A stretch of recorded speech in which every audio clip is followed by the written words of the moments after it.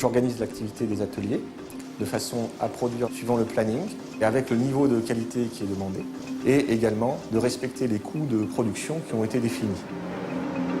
Je réceptionne les matières premières pour les contrôler, les transformer soit en comprimés, soit en gélules. Le but, c'est quoi? Mon métier consiste à conditionner des médicaments, à régler les machines, apporter de l'aide aux conducteurs de ligne. J'analyse les matières premières qui entrent dans la composition des médicaments. J'observe le dosage, s'il est conforme par rapport à nos normes. Je m'assure que les médicaments sont correctement fabriqués, tels que le demandent les bonnes pratiques de fabrication, pour les mettre sur le marché. On peut entrer dans l'industrie pharmaceutique sans avoir un niveau vraiment prérequis à la base, puisqu'on entre en conducteur, opérateur, que ce soit au conditionnement, en fabrication ou des métiers de la logistique, avec quasi pas... le bac n'est pas requis, si vous voulez.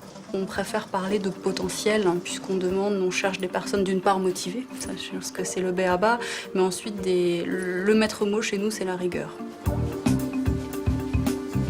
On pense évidemment, lorsqu'on fait ce métier-là, toujours à la personne qui va au final utiliser ces médicaments. Donc on a des règles précises à respecter, qu'on appelle les bonnes pratiques de fabrication. De bonnes pratiques de fabrication. C'est un outil de travail pour travailler toujours de la même manière. Il faut que le procédé de fabrication refasse nos comprimés à l'identique de ce qui a été déposé légalement, quoi.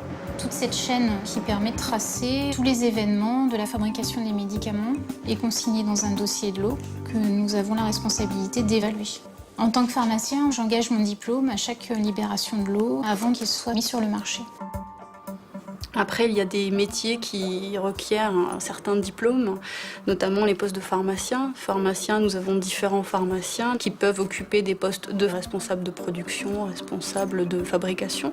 Et on a une catégorie de pharmaciens qui sont les pharmaciens assurance qualité. C'est le pharmacien qui libère le lot de médicaments.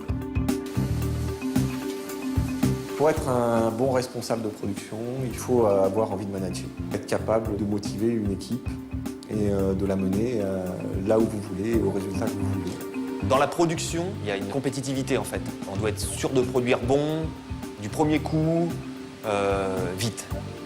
Voilà, ça me plaît, c'est en fait d'avoir un objectif. On va partir de la préparation d'un dossier jusqu'à la préparation d'une solution, enfin, faire des comprimés, faire des gélules. En fait, notre journée, elle est pleine et on ne fait pas des gestes tout le temps la même chose, quoi. Dans le contrôle qualité, on est le dernier maillon. Le plus difficile, c'est peut-être de tenir les délais quand on nous demande un délai très très court, où il faut en même temps travailler rapidement et correctement. Il y a quand même en jeu la santé des patients qui vont prendre ce médicament. Aujourd'hui, toutes les personnes qui entrent ont une formation au poste de travail. Elles ne peuvent pas effectuer leur travail tant qu'elles n'ont pas été formées aux bonnes pratiques de fabrication et tant qu'elles n'ont pas reçu une habilitation par notre pharmacien, puisqu'on n'est pas habilité, même dans des postes administratifs, à travailler sans avoir eu cette formation de bonnes pratiques de fabrication. C'est un peu notre Bible interne. On fonctionne en coordination, c'est-à-dire qu'on a chacun besoin les uns des autres. On essaie de ne pas se placer en tant que gendarme ou contrôleur, mais vraiment en tant qu'aide, support à la production, de façon à pouvoir trouver des compromis, à essayer de trouver des solutions ensemble. Dans le domaine technique, il faut faire passer ses connaissances. Le meilleur moyen, c'est je donne tout ce que je sais, et puis je fais avancer et moi et les autres, en fait. C'est important, une équipe. Une fois que l'on est entré, je veux dire, les évolutions sont diverses. On peut évoluer dans son métier, c'est-à-dire fabrication, production, conditionnement, assurance qualité, logistique. Mais également, on a une grande place à la mobilité interne dans toute l'industrie pharmaceutique, c'est-à-dire que des personnes peuvent passer du planning au conditionnement et ainsi de suite, puisqu'une fois qu'on a connaissance du process, on peut très vite s'adapter.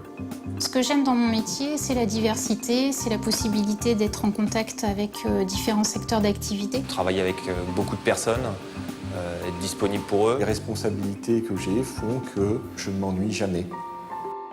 Alors, ce qui fait l'intérêt de mon métier, c'est que je travaille sur quelque chose d'important, le médicament.